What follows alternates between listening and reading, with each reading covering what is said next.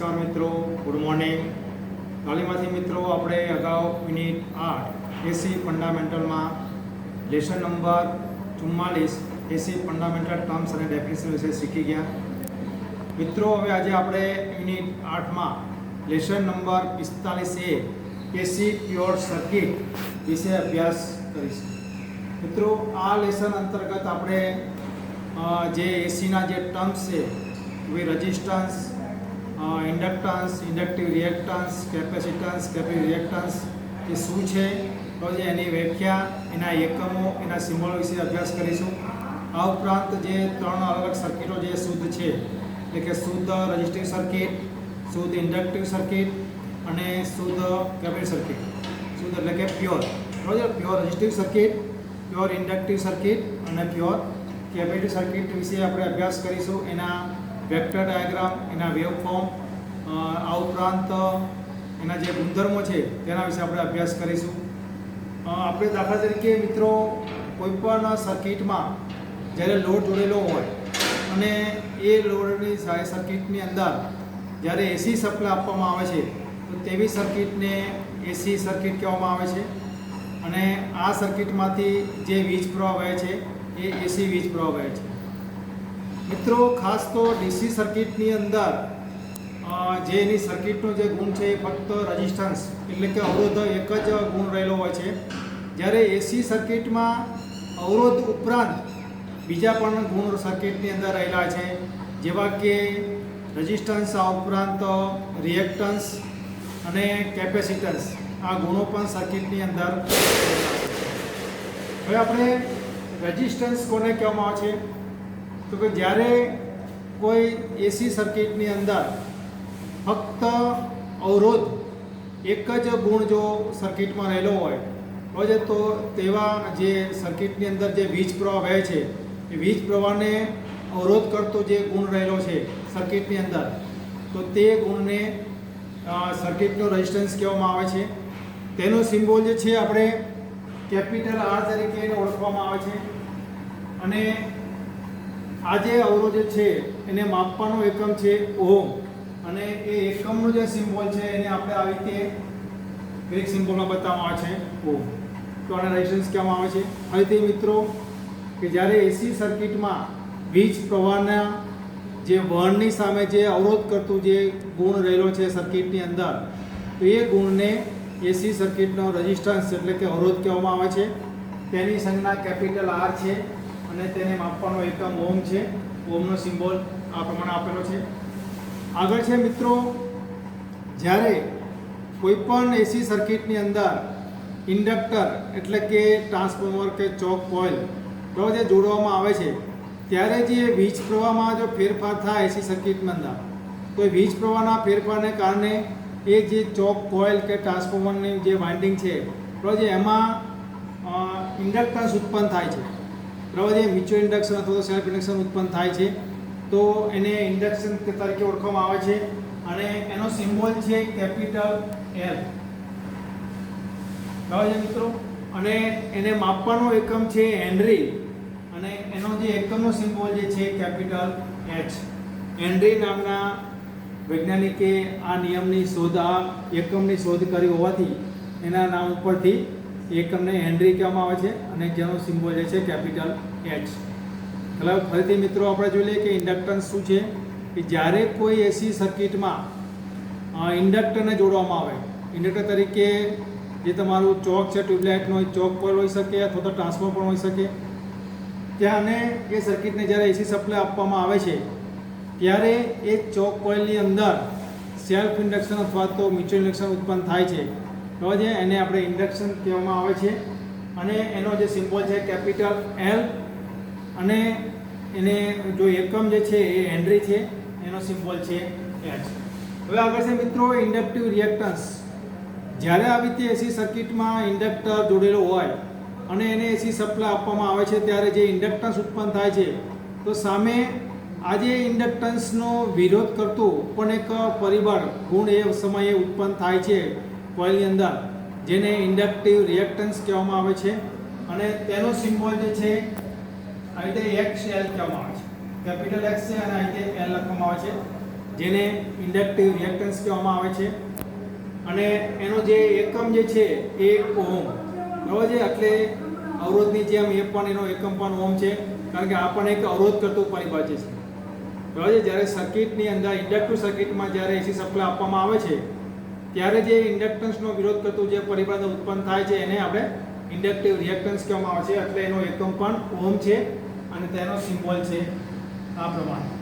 હવે એક્સએલ નું જે સૂત્ર જે છે આપણે એક્સએલ બરાબર 2πfl, જ્યાં 2π ની જે કિંમત છે 3.14 અથવા 22 ફ્રીક્વન્સી એસી સપ્લાયની ફ્રીક્વન્સી છે 50 અને એલ એટલે ઇન્ડક્ટન્સ, ચોક પરનું જે ઇન્ડક્શન આપેલું હોય એલ, બરાબર. તો એક્સએલ બરાબર 2πfl. આગળ છે મિત્રો કેપેસિટન્સ. જ્યારે કોઈ એસી સર્કિટમાં કેપેસિટર જોડવામાં આવે છે અને તેને એસી સપ્લાય આપવામાં આવે છે તો એ સમયે જે કેપેસિટરમાં જે વીજ સંગ્રહ કરવાનો જે અંદર ગુણ કેપેસિટરમાં રહેલો હોય છે એના કારણે જે કેપેસિટરમાં વીજ સંગ્રહ થાય છે તો તેને કેપેસિટરનો કેપેસિટન્સ કહેવામાં આવે છે. અને તેનો સિમ્બોલ જે છે એ કેપિટલ સી. હવે કેપેસિટરમાં આપણે અગાઉ પણ આગળના લેસનમાં પણ જોઈ ગયા કે કેપેસિટન્સ કોને કહેવામાં આવે છે. તો કેપેસિટરમાં રહેલો જે વીજ સંગ્રહ કરવાનો જે ગુણ રહેલો છે તેને કેપેસિટન્સ કહેવામાં આવે છે. અને તેને માપવાનો એકમ જે છે ફેરાડે, અને તેનો સિમ્બોલ જે છે એફ અથવા તો માઇક્રોફેરાડે, નાનો એકમ છે માઇક્રોફેરાડે. પ્રોજેક્ટ કેપેસિટન્સના માપવાનો એકમ છે ફેરાડે, એનો સિમ્બોલ જે છે એફ, અને એનાથી નાનો જે એકમ છે માઇક્રોફેરાડે, બરાબર છે. તો આ છે કેપેસિટન્સની વાત. હવે મિત્રો જ્યારે આવી રીતે એસી સર્કિટમાં કેપેસિટર જોડી અને એસી સપ્લાય આપવામાં આવે છે ત્યારે જે કેપેસિટન્સના કારણે કેપેસિટરમાં વીજ સંગ્રહ થાય છે, સામે આ વીજ સંગ્રહ જે થાય છે એની સામે અવરોધ કરતું પરિબળ પણ એક ઉત્પન્ન થાય છે કેપેસિટરમાં, જેને કેપેસિટિવ રિએક્ટન્સ કહેવામાં આવે છે. જે કેપેસિટરમાં રહેલી જે ડાઇલેક્ટ્રિક જે મટીરિયલ છે એના કારણે એનું જે વિરોધ કરતું પરિબળ ઉત્પન્ન થાય છે, બરાબર છે. એટલે એને કેપેસિટિવ રિએક્ટન્સ કહેવામાં આવે છે. અને તેનો સિમ્બોલ જે છે આપણે XC, બરાબર છે. અને તેને માપવાનો એકમ પણ ઓહમ છે અને તેનો સિમ્બોલ આપવામાં આવે છે, કારણ કે આ પણ એક અવરોધ કરતું પરિબળ છે, બરાબર છે. એટલે એનો સિમ્બોલ, એનો એકમ ઓહમ છે અને એનો સિમ્બોલ આપણને ઓહમમાં આપેલો છે. એટલે મિત્રો અહીંયા જોયું આપણે કે ભાઈ ઇન્ડક્ટિવ રિએક્ટન્સ, રેઝિસ્ટન્સ અને કેપેસિટિવ રિએક્ટન્સ આ ત્રણ જે છે એ અવરોધ કરતા પરિબળો છે.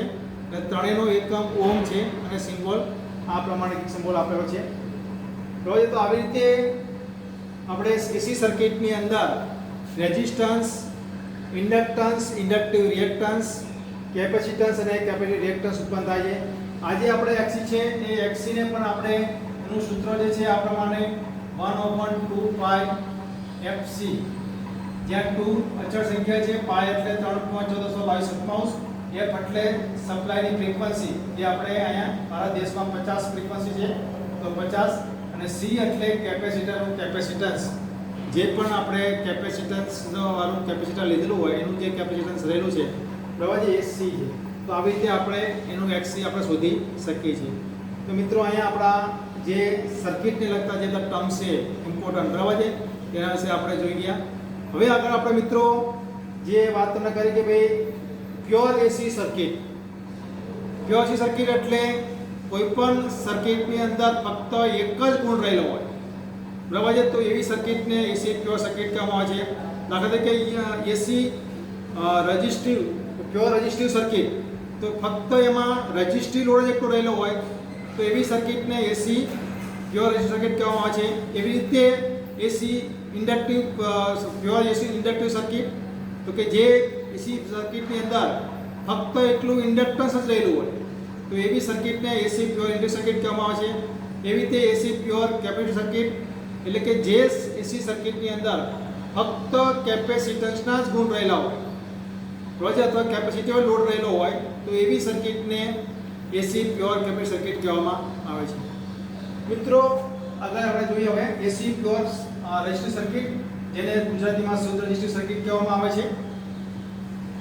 જ્યારે કોઈ એસી સર્કિટની અંદર રેઝિસ્ટિવ લોડ તરીકે ઇન્ડિકન્ડેશન લેમ્પ, એટલે કે તમે આપણે સદા જે લેમ્પ આવે છે આપણે ઘરમાં ઉપયોગ કરીએ છીએ, લેમ્પ છે, હીટર છે, એ જોડેલા હોય અને એવી સર્કિટને જ્યારે AC સપ્લાય આપવામાં આવતો હોય છે તો તેવી સર્કિટને શુદ્ધ રેઝિસ્ટિવ સર્કિટ કહેવામાં આવે છે.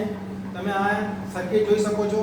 અહીં રેઝિસ્ટન્સ બતાવેલો છે. રેઝિસ્ટન્સ તરીકે આપણે કોઈ પણ સાધન તરીકે લેમ્પ હોઈ શકે અથવા હીટર પણ હોઈ શકે.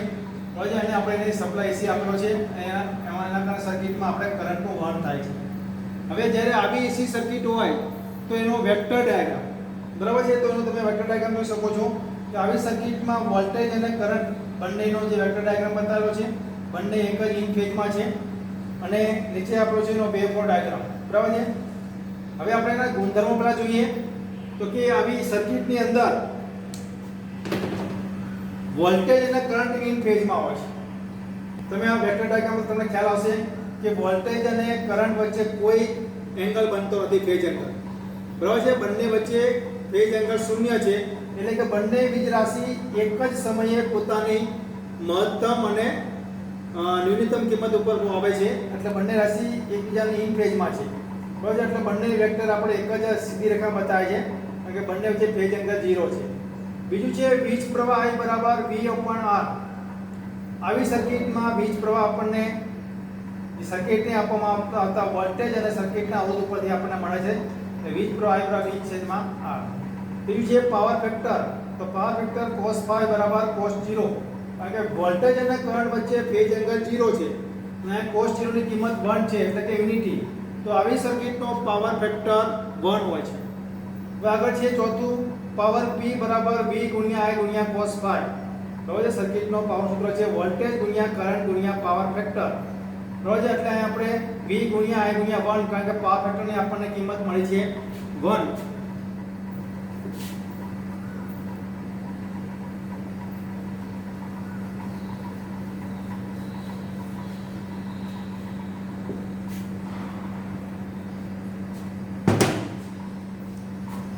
તો V ગુણ્યા I 1 એટલે V ગુણ્યા I, એટલે આવી સર્કિટની અંદર પાવર P બરાબર V ગુણ્યા I થશે, એટલે કે વોલ્ટેજ અને કરંટનો ગુણાકાર.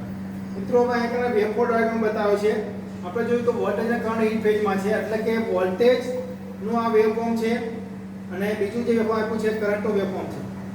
હવે ઇન ફેઝમાં ક્યારે કહેવાય કે જ્યારે બંને વીજ રાશિઓ એક જ સમયે, તમે જોશો કે આ સમયે બંને વીજ રાશિ વોલ્ટેજ અને કરંટનું મૂલ્ય 0 છે.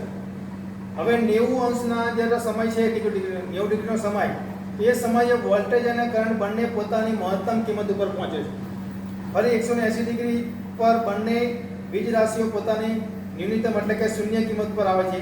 ફરી એવી રીતે નેગેટિવ ઓફ સાયકલમાં પણ બંને એક જ સમયે પોતાની મહત્તમ કિંમત પર આવે છે અને એક જ સમયે પોતાની ન્યૂનતમ એટલે કે શૂન્ય કિંમત પર પહોંચે છે.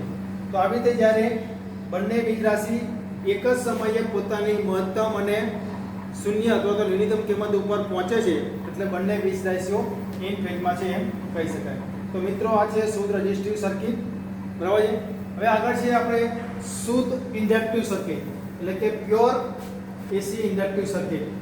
હવે આમાં તમે સર્કિટ જોઈ શકશો કે જ્યારે કોઈ સર્કિટની અંદર AC સર્કિટમાં જે ઇન્ડક્ટિવ લોડ તરીકે ટ્રાન્સફોર્મર કે પછી ચોક કોઇલ જોડેલી હોય તો આવી સર્કિટને ઇન્ડક્ટિવ સર્કિટ કહેવામાં આવે છે. તમે આનો સિમ્બોલ જોઈ શકો છો ઇન્ડક્ટરનો, અને સપ્લાય AC આપેલો છે અને કરંટનું આપણે વહન થાય છે બરાબર. હવે આવી સર્કિટનું આપણે ગુણધર્મ જોઈએ તો કે ભાઈ વોલ્ટેજ અને કરંટ આઉટ ઓફ ફેઝમાં હોય છે. જ્યારે શુદ્ધ ઇન્ડક્ટિવ સર્કિટ હોય તેવી સર્કિટમાં વોલ્ટેજ અને કરંટ આઉટ ઓફ ફેઝમાં હોય છે બરાબર છે. એટલે કે બંને એકબીજાની આગળ પાછળ હોય છે અને એટલે કે બંને પોતાની મહત્તમ અને શૂન્ય કિંમત ઉપર અલગ અલગ સમયે પહોંચે છે, એટલે એને આઉટ ઓફ ફેઝ કહેવામાં આવે છે. જ્યારે બંને વીજ રાશિઓ અલગ અલગ સમયે પોતાની મહત્તમ અને શૂન્ય કિંમત ઉપર હોય તો તેવી વીજ રાશિઓને આઉટ ઓફ ફેઝમાં છે એમ કહી શકાય. તો આવી ઇન્ડક્ટિવ સર્કિટમાં વોલ્ટેજ અને કરંટ આઉટ ઓફ ફેઝમાં હોય છે.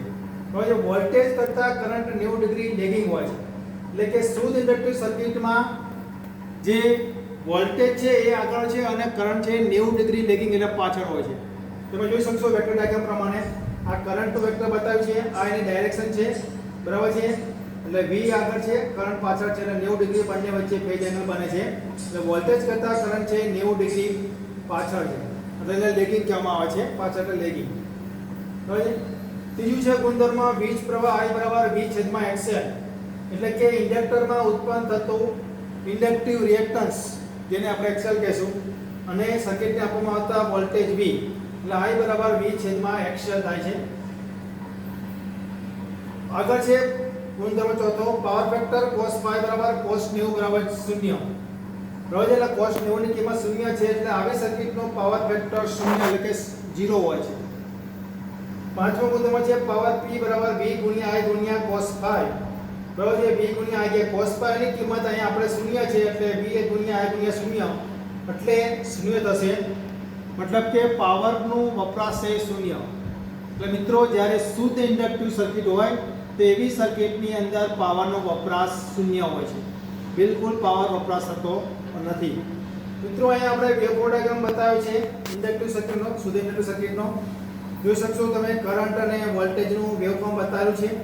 કરંટ છે બરાબર છે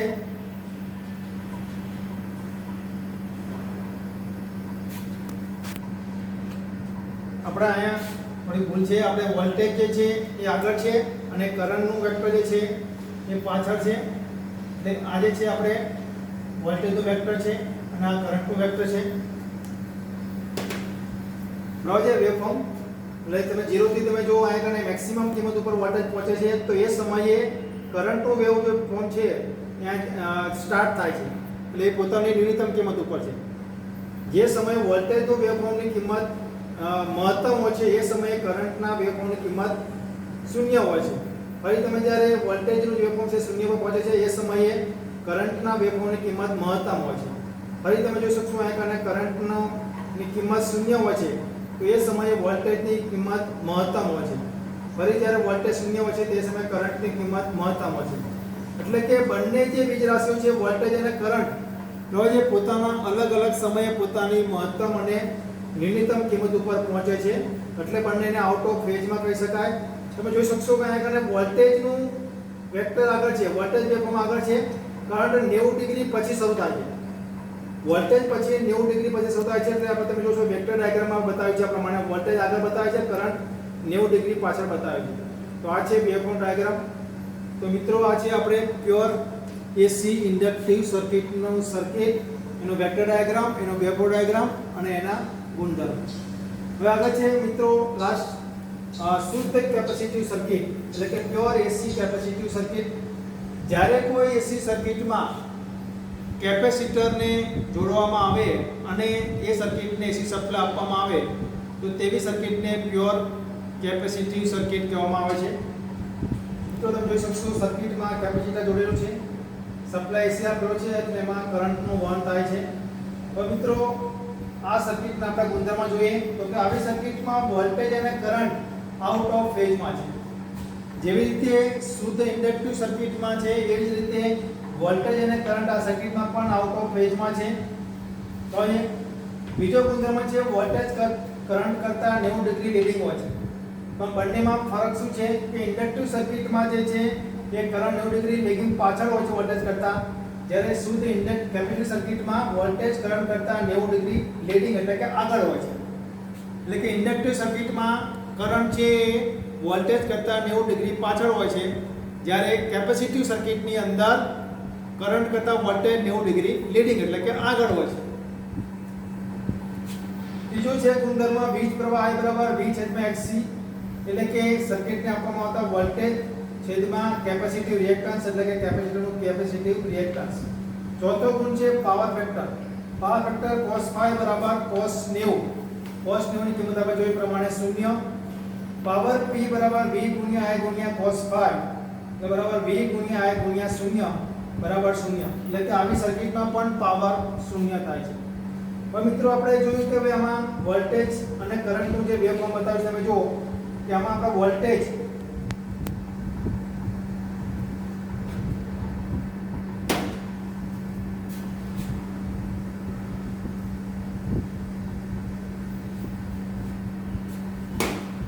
કરંટનું વેક્ટર અહીં તમે જો વેવફોર્મ શરૂ થાય છે 0 થી સ્ટાર્ટ થઈ બરાબર છે જેવા પ્રમાણે પહોંચે છે.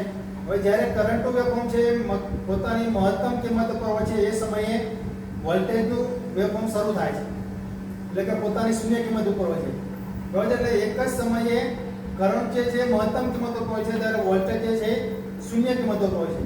હવે જ્યારે કરંટનું કિંમત શૂન્ય હોય છે તો એ સમયે વોલ્ટેજની કિંમત મહત્તમ હોય છે.